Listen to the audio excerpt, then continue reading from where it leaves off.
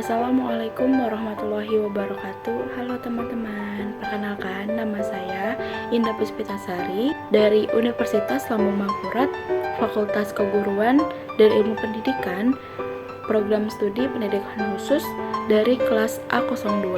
Jadi, saya di sini sebagai mahasiswa semester 4 yang mana saya akan membahas tentang anak berkebutuhan khusus, yang mana saya mengambil tema tahap-tahap perkembangan kognitif pada anak ABK.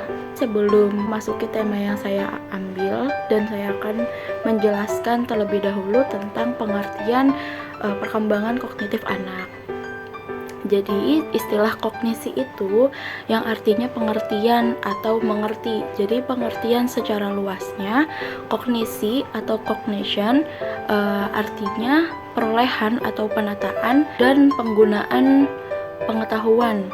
Selain itu, pengertian dari kognitif itu sebuah istilah yang digunakan oleh psikolog untuk menjelaskan bahwa semua aktivitas mental yang berhubungan dengan persepsi, pikiran, ingatan, dan pengolahan informasi yang memungkinkan. Selanjutnya, saya akan menjelaskan tahap-tahap perkembangan kognisi anak. Nah, dalam keadaan normal, periode ini, pikiran anak itu berkembang secara berangsur-angsur. Daya pikir anak yang masih bersifat imajinatif dan egoinitis. Begitu juga Piaget menjelaskan atau mengidentifikasi bahwa ada 4 faktor yang mempengaruhi transisi tahapan perkembangan pada anak.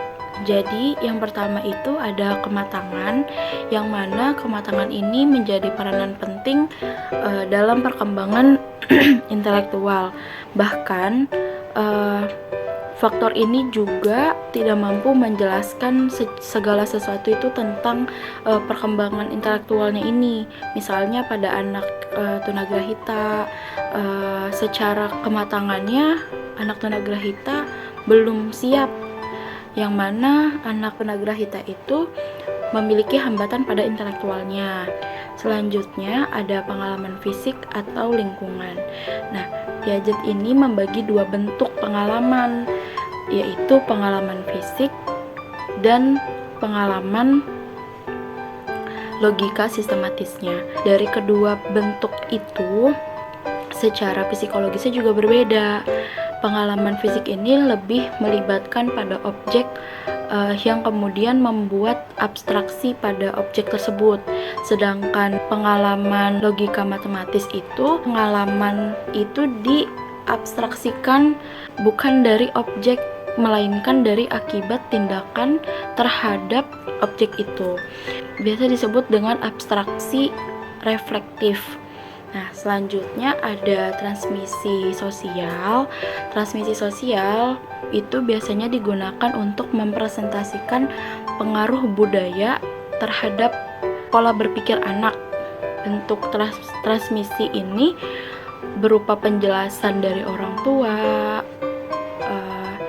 informasi dari guru, atau dari buku-buku, pelajaran yang diberikan oleh guru, dan berdiskusi dengan temannya.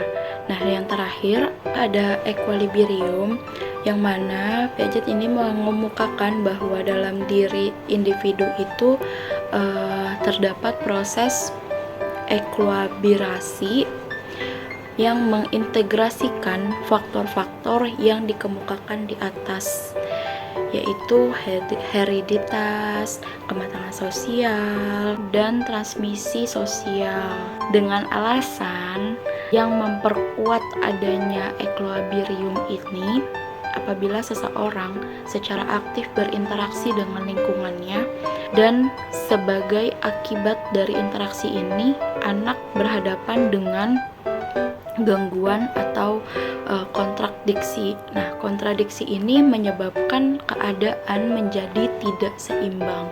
Nah, Berdasarkan hasil penelitian juga, Piaget ini mengemukakan ada 4 tahap perkembangan kognitif dari setiap individunya yang berkembang secara kronologis.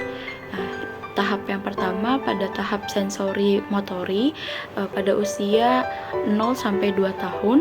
Yang kedua ada tahap praoperasional yang mana usianya itu di 2 sampai 7 tahun. Yang ketiga ada tahap operasi konkret di usia 7 sampai 11 tahun, dan yang terakhir ada tahap operasi formal di usia 11 tahun ke atas. Nah, mungkin itu saja yang saya bisa jelaskan, sedikit materi yang saya sampaikan. Selebihnya mohon maaf apabila ada salah kata dalam pengucapan. Saya ucapkan terima kasih. Wassalamualaikum warahmatullahi wabarakatuh.